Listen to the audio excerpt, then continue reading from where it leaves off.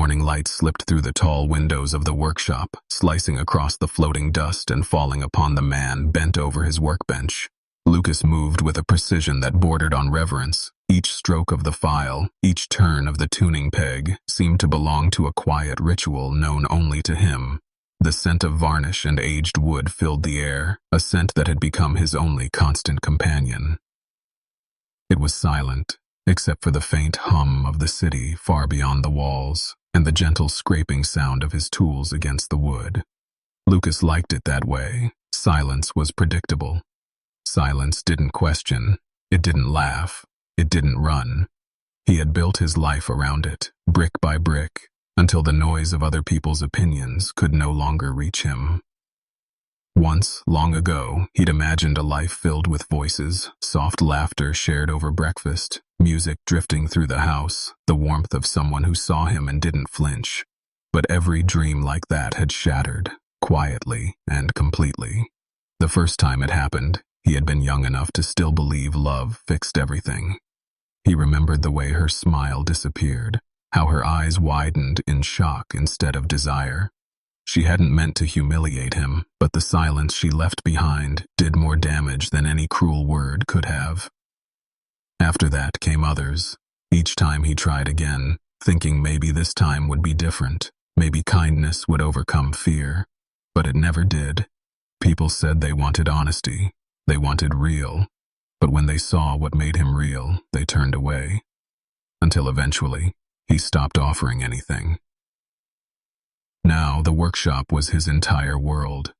Wood did not judge his body, nor did varnish recoil from his touch. The instruments he repaired, violins, guitars, cellos, became extensions of himself, broken things that found a second life in his hands. He gave them back there, for voices, even as he silenced his own. He had grown used to the solitude, or at least he told himself he had. The days passed one after another, identical but safe. There was no one to disappoint, no one to lose. His tools were organized in perfect lines, his routines unchanging. At night, when the streets outside grew quiet, Lucas would sit alone beneath the dim light above his workbench, running his hand over unfinished pieces of wood. Sometimes he whispered to them, as if speaking to the ghosts of the people who had left him. The mirror in the corner had gathered a thin layer of dust. He rarely looked at it. When he did, he saw a man built too large for the world, a frame that intimidated, hands that could crush rather than comfort. People said he looked powerful, but all Lucas saw was a body that betrayed him. His strength was a prison, his size a reminder that he didn't belong anywhere gentle.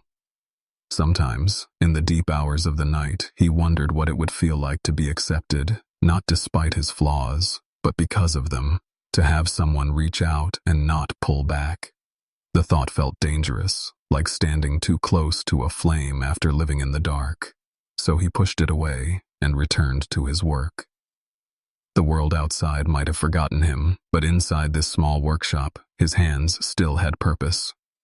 Here, in the echo of his own silence, Lucas existed, not fully alive, but not yet dead either. And though he didn't know it yet, fate was already moving quietly toward him, wearing the soft steps of someone who would soon open his door and see not the monster he feared he was, but the man he had always been hiding beneath the silence. The morning came slowly into Lucas's world, the way light creeps through a half-closed door, soft, hesitant, as if afraid to disturb him. He was already awake, sitting at his workbench, his hands steady, his eyes tired. There was comfort in repetition, shaping wood, sanding curves, fitting pieces together, until everything made sense again. Only in creation did the noise in his head quiet down. The bell above the door rang once, a rare sound in the workshop. It startled him. He almost didn't look up. Visitors were rare these days, usually musicians who came only for repairs and left with polite thank yous, never with conversation, never with curiosity. But this time the footsteps were light, almost uncertain. "Excuse me," the voice said. It was soft and melodic. Lucas froze. The sound seemed to come from another world. He turned slowly. A woman stood by the doorway, a cello case hanging from her shoulder, her coat still damp from the drizzle outside. She wasn't like the others, who came, brisk, efficient, impatient. She looked around as if stepping into a secret. Good morning, Lucas said, his voice rough from lack of use. How can I help you? She smiled, a small warm curve of the lips that reached her eyes. They were brown, like polished mahogany, kind eyes. My cello is damaged, she said softly. It belonged to my grandfather. I was told you are the only one who can fix it. Lucas blinked, unsure how to respond. People said that about his work, but rarely to his face. He nodded and gestured to the table. Please set it here. She placed the case down and opened it carefully. The cello inside was old, its wood cracked, its bridge bent, the strings dull with time. Lucas leaned closer, drawn in by the familiar call of something broken. His fingers hovered over the instrument, almost afraid to touch it. It's a beautiful piece, he murmured. It just forgot how to sing. The woman looked at him curiously, as if his words carried a deeper meaning. You talk as if it's alive, she said. Everything that has been loved is alive, he replied, then regretted saying too much. He straightened, avoiding her gaze, his chest tightening. She didn't laugh, she only nodded slowly. My name is Ada. Lucas, she offered her hand. He hesitated before taking it. Her hand was small against his rough, calloused fingers, warm, steady, different from the cold Politan as he was used to. I'll do my best for it, he said quietly. When can I check on it? She asked. I'd like to see the process. Lucas frowned. Most clients didn't care. They just wanted results. This woman wanted to stay. He didn't understand why. You can come whenever you like, he said before he could stop himself. Her smile deepened. Thank you. Lucas watched her go. The bell chimed again when the door closed. The workshop felt heavier and lighter at once. Something inside him shifted, a small, almost invisible change, like the first crack in a wall that had been standing for years. That night, Lucas couldn't sleep. He sat at his table, the cello resting before him. The candlelight flickered across the curve of its body. He traced the grain of the wood with his fingertips, feeling the scars time had left. It reminded him of his own skin, the marks of a life spent hiding from touch, from being seen. Why did she want to come back? He wondered. What did she see in this place in him? The question echoed through his head long after the candle burned out in the darkness. Lucas heard the faint memory of her voice, soft, gentle, like the whisper of strings being tuned, and for the first time in years, he found himself waiting, not for silence, but for her return. Rain fell softly that morning, tapping on the workshop windows like a shy visitor. Lucas stood by his bench, his hands motionless, his thoughts far away. He had been awake since dawn, pretending to focus on the cello.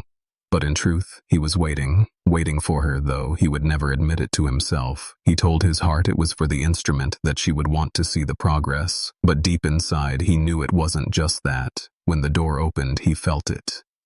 Before he saw her, the air changed, like a shift in music. Ada entered, shaking the raindrops from her coat, her hair slightly damp, her eyes bright as ever. She carried 2 cups of coffee, steam rising between the atan. I brought this, she said softly. Thought you might need it. Lucas blinked, confused, touched. He hadn't tasted kindness like that in years. Thank you, he murmured, his voice lower than usual. He took the cup. Their fingers brushed for a moment, a brief electric contact that neither mentioned but both felt deeply. They sat on the high stools near the workbench. The silence between them wasn't empty anymore. It was alive, breathing, the soft hum of rain outside, the faint warmth of shared coffee. She looked around, her gaze lingering on every object, the shelves, the tools, the pieces of old violins hanging on the wall. It feels like this place has a heart, she said quietly. Lucas glanced at her, then at the cello. Maybe it does, she smiled. It's strange how something broken can still hold so much beauty. Lucas froze. Her words cut through him as if she could see straight into the parts of him he never dared reveal. He looked down his throat, tightening, perhaps because someone cared enough to fix it. Ada studied him curiously. Your hands, she said. They look like they were made to heal, not just wood, but people. Lucas's pulse quickened. He tried to laugh, but it came out more like a sigh. These hands, they have done more damage than good. Her eyes softened. Damage can come from fear, not cruelty. Lucas looked at her, then really looked. She wasn't afraid of him. Her gaze held neither curiosity nor judgment, only calm certainty. She reached out slowly and touched his hand, her fingers tracing the lines on his skin. "You can tell a lot about a person from their hands," she whispered. His breath caught, her touch burned, but not in pain, in something he hadn't felt in years, warmth. He pulled back suddenly, the stool scraping the floor. "I should check the glue," he muttered, forcing distance between them. Ada blinked, taken aback for a second, then smiled faintly as if she understood his retreat better than he did. "I'll come again tomorrow," she said, rising. He turned, startled. "Tomorrow? You don't have to." She shrugged. "Maybe I want to." When she left, the workshop felt wrong too. Oh, quiet, too hollow. Lucas stared at the cello, trying to calm the chaos in his chest. What was she doing to him? What was he so afraid of? It wasn't her kindness. It was what it awoke inside him. Something fragile, something dangerous. Hope. Outside, the rain kept falling, steady, endless inside. Lucas sat with his hands trembling over the wood, wondering if fixing her cello might somehow fix him too. And in that thought, something dark and bright flickered together, a feeling he didn't recognize yet, but one that would soon change everything. The sky was gray that morning, the kind of gray that made the world feel smaller, quieter, heavier. Lucas stood at his workbench, surrounded by fragments of wood and tools, yet his focus drifted. He hadn't seen Ada for 2 days, and though he told himself it didn't matter, the silence she left behind was louder than any noise he'd ever known. He told himself she was busy, that musicians had their own world, but a part of him feared that maybe she had seen too much, that maybe he had scared her away like everyone before. The bell over the door rang and his heart stuttered before he even turned. She was there, standing in the doorway, her hair loose from the wind, her cheeks flushed with color. She held a small box wrapped in brown paper. Her eyes searched the room until they found him, and when they did, she smiled. That simple act made the cold in his chest begin to melt. "I was starting to think you had disappeared," Lucas said, trying to sound casual. She shook her head. "Never. I brought something." She placed the box on the table. "Open it." He hesitated, then peeled the paper away. Inside was an old photograph, faded at the edges. It showed a man playing the cello under a tree beside him. A little girl, smiling, her whole face lit with joy. "That's me," she said quietly. "And that's my grandfather. He taught me everything I know." Lucas looked at the photo, then at her, and something softened. Inside him, she wasn't just a musician, she was a memory keeper. Every note she played carried ghosts. She reached out and touched the repaired cello. "It's coming back to life, isn't it?" He nodded slowly. "Almost there." She looked around the workshop again, her gaze finally settling on him. "You spend so much time here," she said. "Don't you ever get lonely?" Lucas froze. The question hit him deeper than she could imagine. "I'm used to it," he said simply. Ada tilted her head. "No one gets used to loneliness, Lucas." He wanted to tell her she was wrong, but words failed him, so he turned back to the cello, pretending to adjust the bridge, his movements too quick, too careful. She watched him quietly for a long time, then stepped closer. "Lucas, why do you always pull away when someone tries to get close?" His hand slipped, the tool clattered against the table, his heart pounded. She couldn't know, couldn't guess the truth. He kept buried, his throat closed. He didn't answer. Ada took another step closer, her voice gentle, not demanding. "I don't mean to intrude. I just want to understand." Lucas forced a smile, thin and fragile. "I'm not someone people understand." Ada paused, then said softly, "Maybe that's because they never tried." For a moment, they stood in silence, the kind that carried more meaning than words. She reached out slowly and brushed a speck of wood dust from his arm, the gesture small but intimate. He felt it everywhere, his pulse, his breath, his thoughts. He wanted to pull back but couldn't. This closeness terrified him because it felt like light creeping into a room that had been dark for too long. Then suddenly a crash. The window trembled, a gust of wind burst through the room, knocking over a jar of varnish. The sharp smell filled the air. Ada gasped. Lucas reacted without thinking. He grabbed her, pulling her close, shielding her from the falling shards of glass, his arms strong around her body. For a second the world disappeared, only her breath against his neck, her heartbeat matching his. When the danger passed, he let her go too quickly, his hands shaking. "Sorry," he mutters. Teared Ada looked up at him, her eyes wide, not with fear, but with something else, something deeper. Lucas, it's okay, she whispered. He turned away, pretending to clean the mess, hiding the storm in his chest. That night after she left, Lucas sat in the dark. The broken jar cleaned, the floor swept, but inside him something remained, shattered. She had touched him, not just his skin, but the fear he had lived with his whole life. He pressed his palms together, staring at them as if they belonged to someone else. These hands had built instruments, repaired music, and now they trembled because of one woman. One look, one question. He couldn't escape. What if she never came back? What if she did and saw everything? He was hiding either way. Lucas knew the silence he'd lived in was gone, replaced by a new kind of torment, one that came from wanting something he no longer believed he deserved. And that realization frightened him more than the loneliness ever had. The night had not been kind to Lucas. Sleep had stayed away, leaving him with thoughts that moved like shadows on the walls. Every sound in the workshop felt louder than it should.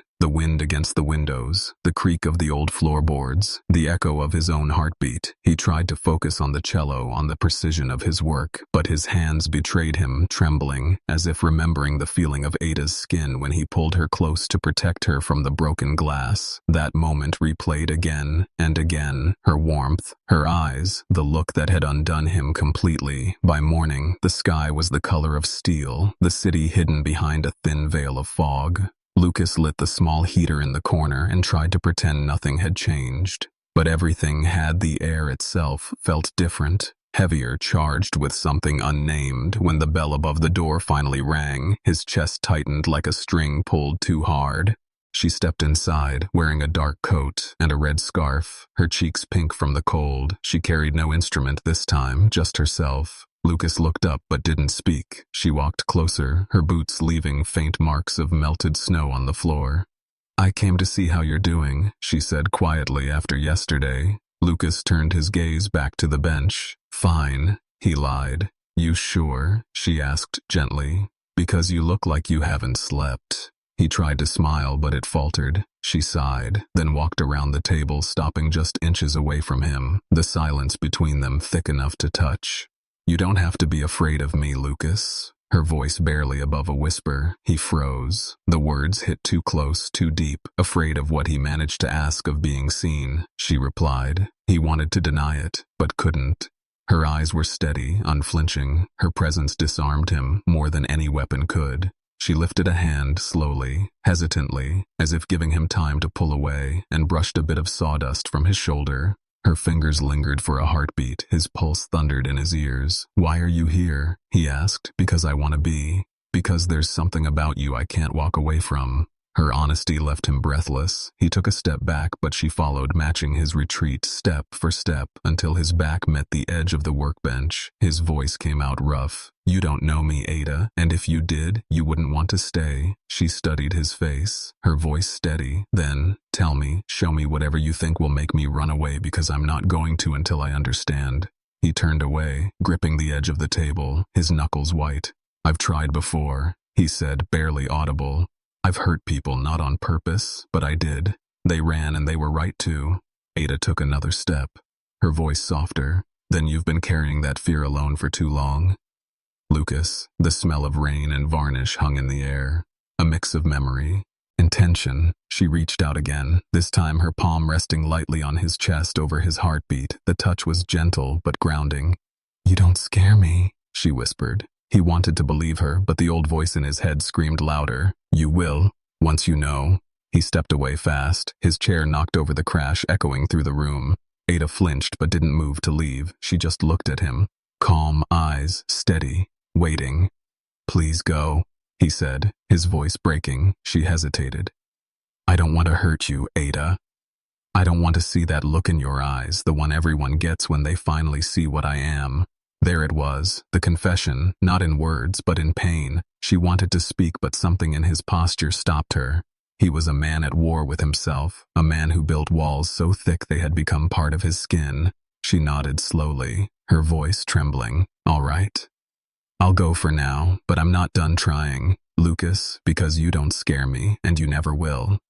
When she left, the door closed softly behind her. The workshop seemed to exhale. Lucas sank into the nearest chair, his hands covering his face, his entire body shaking, not from cold, but from the truth. She had seen too much, yet she hadn't run, not yet, and that scared him more than the thought of being alone, because now he had something even more dangerous: to lose hope.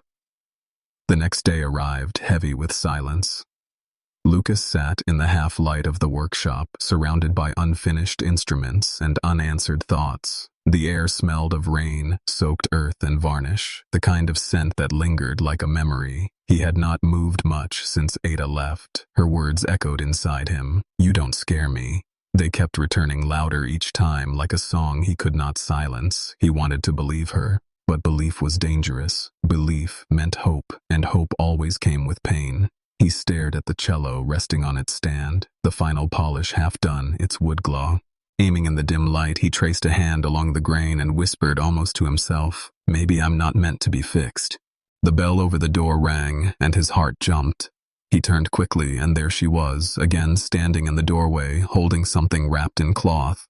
"You shouldn't have come," he said quietly. Ada smiled softly.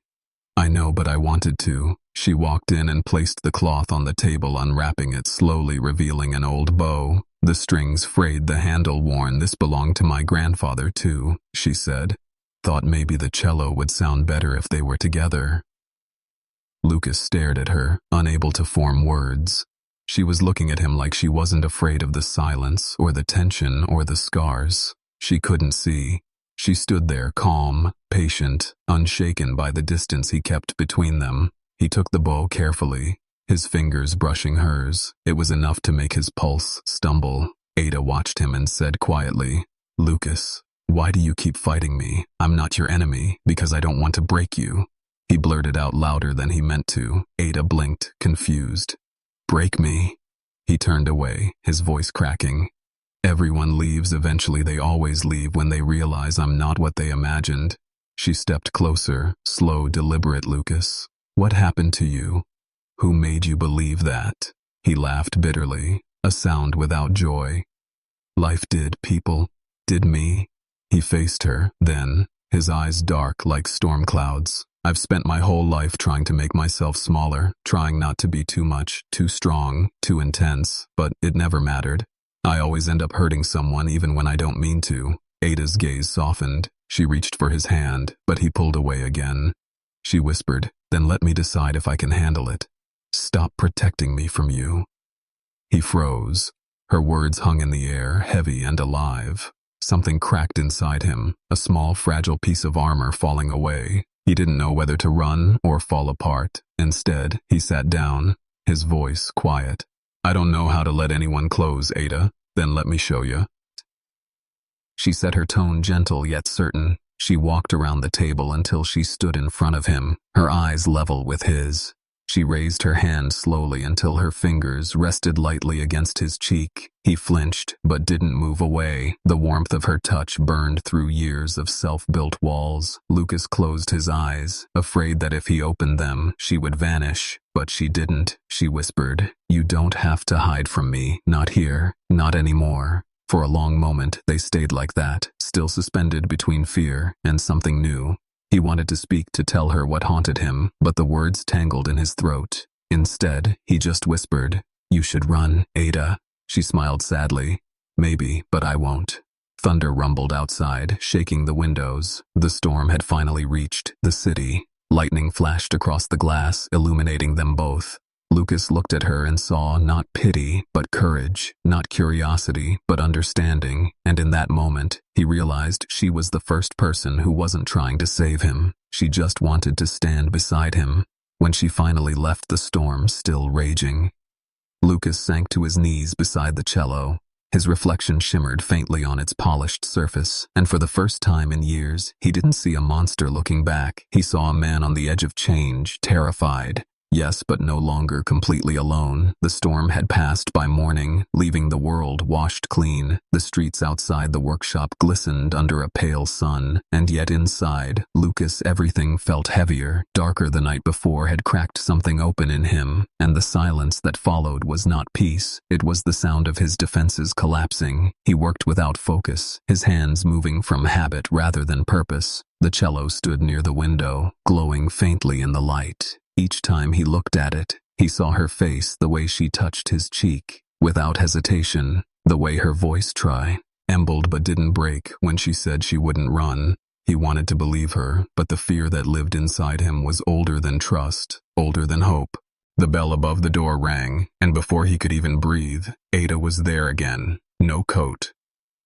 This time, just a cream sweater and a calmness that didn't match the storm inside him. "I didn't know if you'd come back," he said, his voice rough. She smiled. "I told you I would."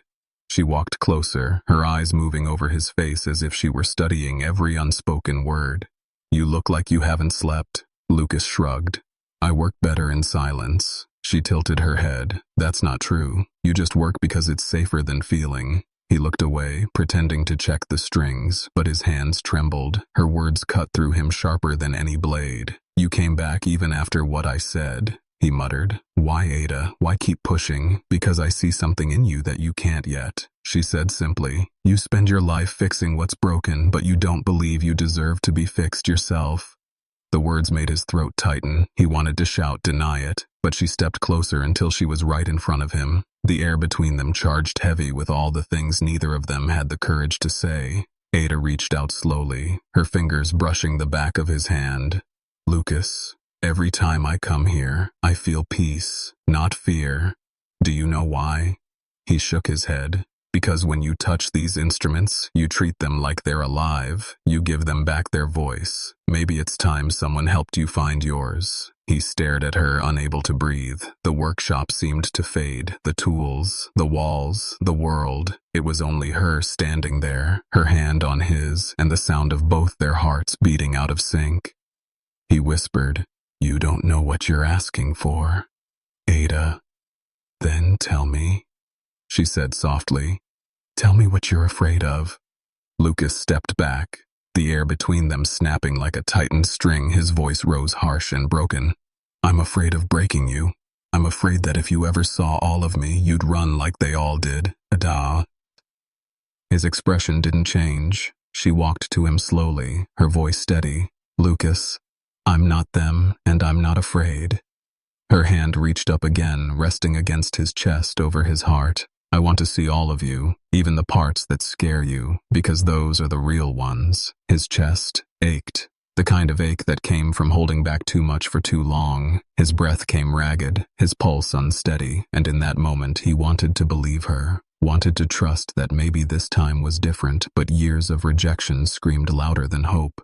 "You should leave," he whispered. She shook her head. "No." He grabbed her wrist, not harshly, but in desperation. "You don't understand, Ada. You don't know what I am. Then show me," she said, her voice calm, her eyes burning with something fierce. "Stop deciding for me. Lucas, let me choose." He froze. Her words hit harder than any truth he'd ever faced. She wasn't pleading, she was daring him to stop hiding. Lightning flashed again somewhere in the distance. Thunder rolled low and soft like a warning. He let go of her wrist, his hands shaking, his voice barely a breath. "I don't know how to let someone stay. Then let me teach you," she said, her tone gentle. She stepped closer until there was no space left between them. Her forehead brushed his, her breath warm against his skin. Lucas closed his eyes, fighting tears. He hadn't cried in years until now. Ada whispered, "You don't have to be perfect. You just have to be real." And for the first time he stopped running. He wrapped his arms around her and let her hold him. The workshop filled with the sound of rain returning faint and distant outside. But inside it was only the rhythm of two hearts finally learning how to beat together. In the same silence, the days that followed felt like walking on the edge of a dream. Lucas woke each morning with the memory of her warmth still lingering against his skin. The workshop that had once been in a place of silence now carried her laughter, her voice, her presence. She didn't just visit anymore. She existed there as if she had always belonged. She made coffee while he worked, sometimes reading aloud, sometimes sitting in silence. Her being there changed everything, and that frightened him more than he wanted to admit. Love had never felt like this. It wasn't loud, it wasn't demanding, it was steady, a quiet rhythm that pulsed between them. But beneath the calm, something darker began to stir. Lucas could feel it, a tension he couldn't name, a fear that whispered, what if it all vanished like before? What if she saw too much?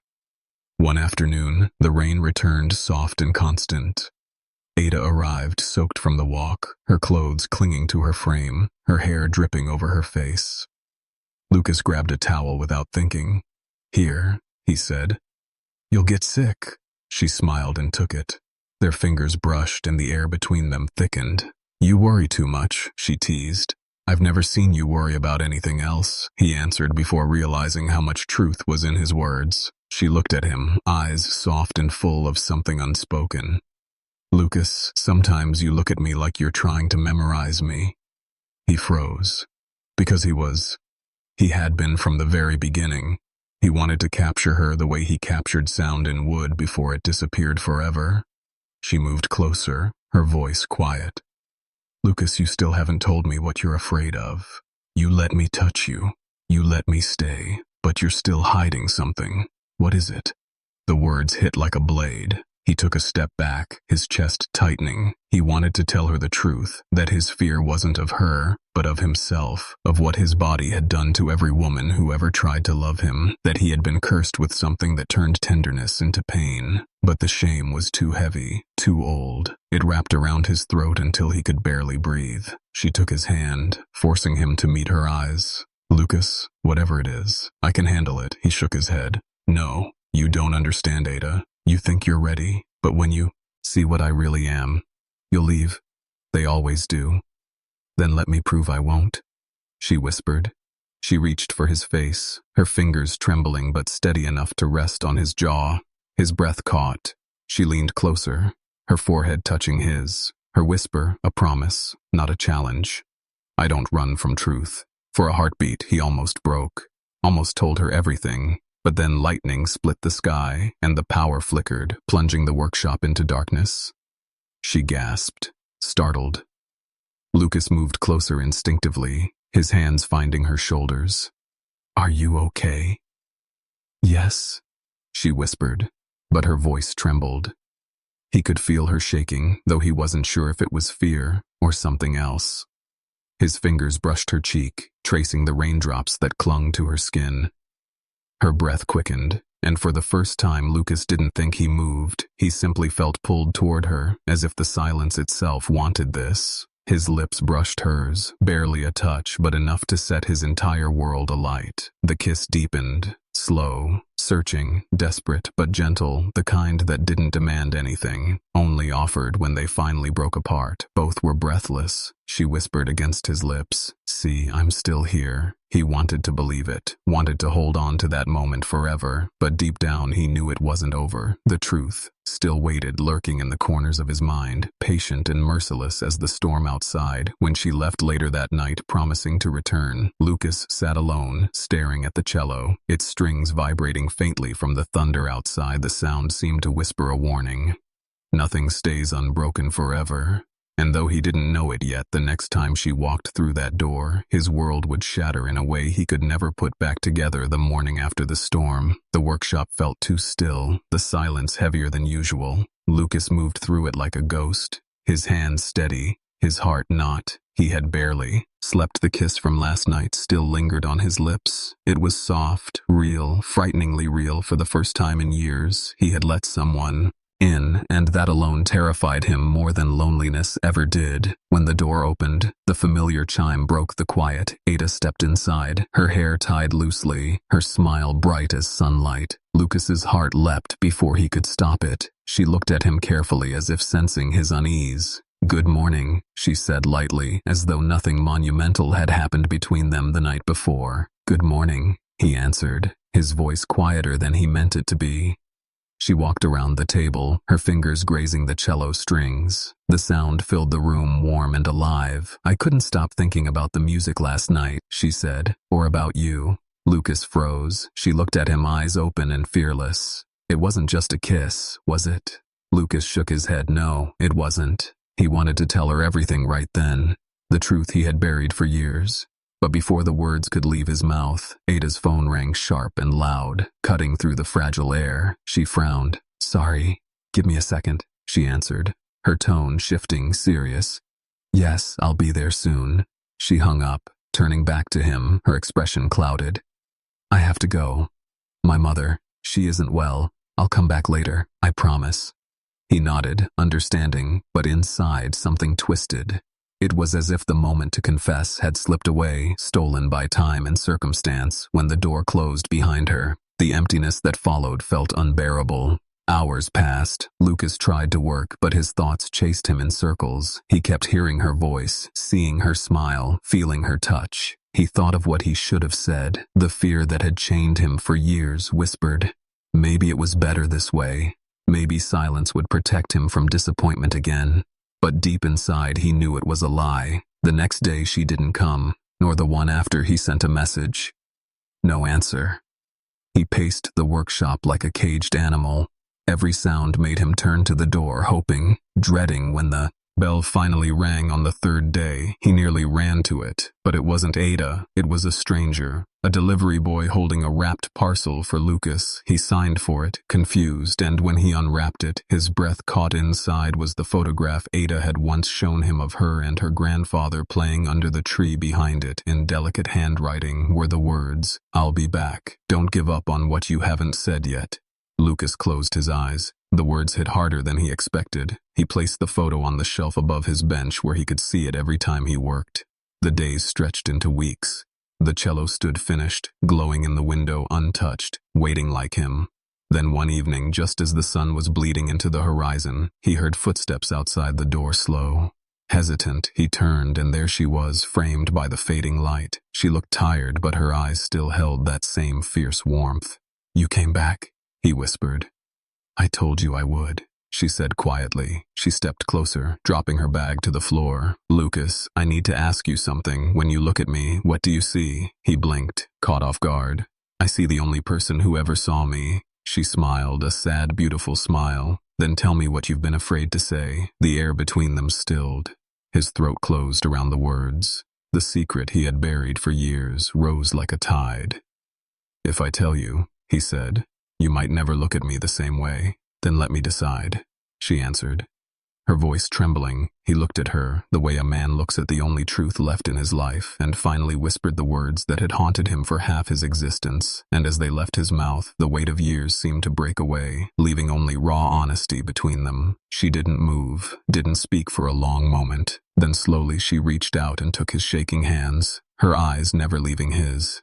I told you, Lucas, she said. I don't run from truth. He stared at her, stunned, because in her eyes he saw no pity, no fear, just understanding, something fierce and unbreakable. And in that instant, he realized she hadn't come to hear his confession. She had come to save him from it. The storm outside had ended, but a different one began inside him, not of fear this time, but of release. He pulled her close, their foreheads touching, breathing the same air, and whispered, I thought telling you would destroy everything. She smiled. Then you finally learned, Lucas, that love built on truth can never be destroyed. And as the sun disappeared behind the city, they stood together in the dim light, the cello beside them silent but alive, ready to sing again when the time was right. The evening light poured through the workshop windows, painting the wooden floor in shades of gold and amber. Lucas stood in the middle of the room, his hands trembling as he looked at the cello that had once been broken. Now it gleamed perfect and whole. It was more than an instrument now. It was a witness to everything that had happened, to every silence, every confession, every scar that had finally found its voice. Ada stood by the door, watching him. Her expression unreadable. She looked calm, but her eyes held the same fire that had burned in her since the first day she walked into his world. The truth between them now lived in the open. No more pretending, no more running. Lucas had told her everything, his fears, his shame, his secret, and she hadn't left. She was still there, standing where so many others had once turned away. He turned to her, the words almost a whisper. You should hate me. You should think I'm damaged. Ada shook her head. No, Lucas, I think you're human. That's what you never let yourself be before. She walked closer, each step slow, deliberate until she stood before him. Her hand brushed his cheek, her touch light, but certain. Every person you let close before wanted to change you, she said softly. I don't. I just want you to see what I see. What do you see? He asked, his voice rough. She smiled. A man keeps trying, even when he's terrified. That's what strength looks like. Lucas felt something inside him unravel, the kind of pain that comes right before healing, the kind that cleans rather than destroys. She glanced at the cello and said quietly, You should play it. Lucas shook his head. I don't play. I build, then tonight you play, she insisted. Please, for me. He hesitated, then sat down, the bow in his hand. Heavy, familiar. He drew it across the strings. Once the sound that filled the room was deep, warm, alive. The walls seemed to hum with it. Ada closed her eyes, tears gathering as the melody swelled. It wasn't perfect. It cracked in places like his heart had, but it carried something more real than perfection, truth. When the last note faded, Ada walked to him, her eyes shining. She whispered that was the sound of someone who finally stopped hiding. He looked up at her, and in that moment something shifted again, not with fear, but peace. He reached out his hand, she took it, and the silence that followed wasn't empty, it was full of everything they hadn't needed to say. Weeks passed, the workshop changed. The cello was sold not for money, but to a young musician who promised to play it on stages where thousands could hear. Lucas watched it go without sadness. It had fulfilled its purpose, just like he had. He built new instruments, now lighter ones, each carrying a little piece of him, and sometimes when he worked, Ada would sit nearby, sketching music lines on paper or reading her old notes. Their lives blended quietly, not in dramatic promises, but in simple constancy. She didn't try to save him, and he didn't try to protect her. They simply existed together, learning how to share silence instead of fear. One night, months later, Ada performed her first concert since her grandfather's death. Lucas sat in the audience, hidden in the last row. The lights dimmed and she stepped onto the stage, holding the same cello. He had repaired the same one that once lay broken in his workshop when she played. The first note, the hall filled with sound so pure it made him close his eyes. Every vibration felt like breath, like heartbeat, like forgiveness. After the concert, she found him waiting outside in the cold. She ran into his arms without a word. He held her tight, feeling the truth of every moment that led them there. The mistakes, the storms, the confessions, all of it. She looked up at him, her breath visible in the night air, and said quietly, You gave me back my music, Lucas. You gave me back more than that, he said. You gave me a reason to stop being afraid. They stood there beneath the soft falling snow, the city lights glowing around them, the sound of distant applause fading behind the theater. Lucas leaned close, his voice trembling with quiet certainty. I once thought I was too much for anyone to love, but maybe I was just waiting for someone brave enough to stay. Ada smiled, her eyes shining. You weren't too much. Lucas, the world was just too small for what you carried now. It's finally big enough. He kissed her gently, the kind of kiss that wasn't about passion, but about peace, about the promise of a life finally lived without fear. And as the snow kept falling around them, the man who once lived in silence finally found his song. Not in the wood he shaped or the strings he tuned, but in the heart of the woman who chose to listen and never ran away.